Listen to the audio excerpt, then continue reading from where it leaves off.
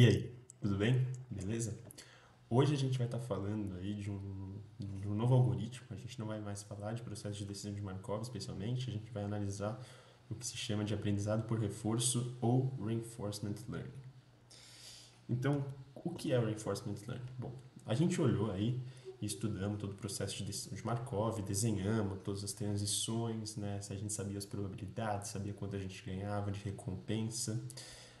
Mas imagina que a gente não soubesse as probabilidades e que a gente não soubesse quanto a gente ganha por ação.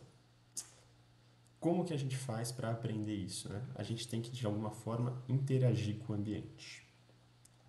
Então a gente sabe, né, que nosso agente vai receber um feedback toda vez que ele interagir com o ambiente, e a gente sabe que ele quer, de alguma forma, maximizar esses ganhos esperados.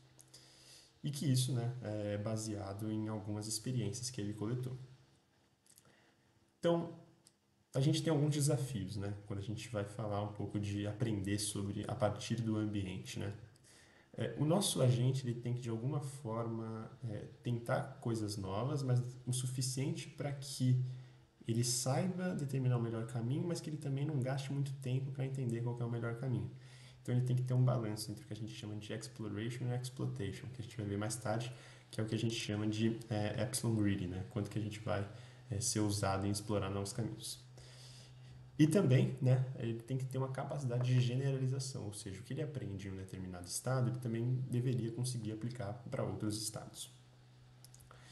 E aí, né, o conceito de aprendizado por reforço é basicamente a forma que, né, nós, seres humanos, aprendemos.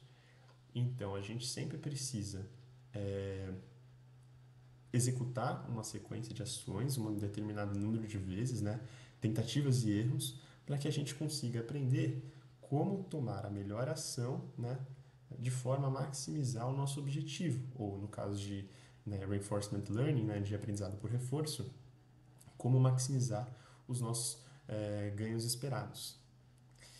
E aí, né, a gente tem aqui meio que a definição de aprendizado online, né, e offline, que basicamente para offline a gente estaria falando de processo de decisão de Markov, para processos online a gente estaria falando de aprendizado por reforço, mas basicamente o processo offline a gente sabe mais ou menos como que é o ambiente, a gente não precisa de fato interagir com ele antes de planejar algo, é como se a gente soubesse, por exemplo, num jogo de xadrez a gente já sabe as regras, então a gente não precisa jogando xadrez para entender como funciona. Né? A gente consegue elaborar uma estratégia, né, de jogadas, né, consegue elaborar uma política antes de fato estar ali jogando. Pro caso de IRL, a gente não sabe as regras, a gente não sabe as transições nem os ganhos, né? A gente não sabe o que é melhor e o que é pior. Então a gente aprende de fato interagindo com o ambiente. Isso que é o que chama de, né, aprendizado online, né? Então a gente aprende meio que as regras do jogo conforme a gente aprende o jogo. Né? Tanto MDP quanto Reinforcement Learning podem ser usados aí para estar resolvendo problemas de controle online, né? De interação com o ambiente, né? Então a gente pode estar atualizando isso durante o jogo, mas fica aí essa diferenciação. Né? Geralmente MDP são usados para offline, né? Que a gente tem um modelo, né? Já do nosso ambiente, e no online a gente meio que está querendo descobrir como que as coisas funcionam. Então, inicialmente, vamos estudar aqui, né, o aprendizado por reforço baseado em modelo, né? Vamos lá. Então, basicamente a ideia do Model-Based Reinforcement Learning é a gente aproximar um processo de decisão de Markov baseado nas experiências do nosso robô, né, do nosso agente. E aí, né, depois a gente basicamente resolve o nosso processo de decisão de Markov, assumindo que o que a gente aprendeu com base nas nossas experiências está correto. Então, inicialmente, a gente aprende, né, o modelo de MDP, então a gente olha os estados, né, que mudaram, né, baseado em ações, faz uma normalização, calcula as probabilidades de transição, calcula os ganhos mais ou menos, né, e depois resolve essa MDP, usando, por exemplo, o Value Iteration ou Policy Iteration. Então aqui tem um exemplo, né, aqui tem um exemplo.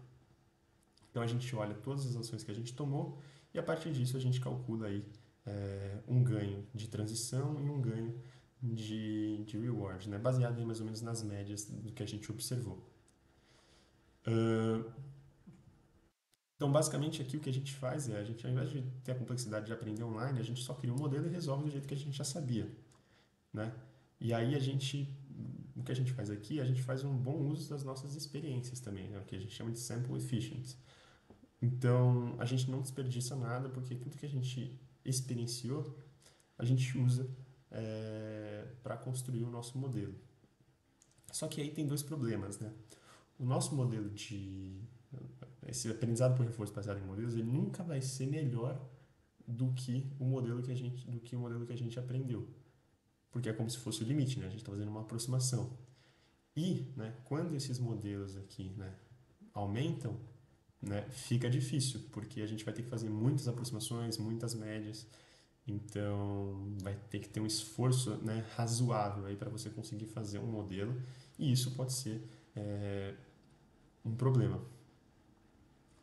E aí, né, vem os modelos livres, né, de reinforcement learning. Então, ao invés da gente aprender, de fato, o processo de decisão de Markov a partir da nossa experiência, a gente vai olhar modelos livres, que vão ser o tópico aí do próximo vídeo. Espero que vocês tenham gostado até aqui. Vejo vocês no próximo vídeo. Um grande abraço e fui!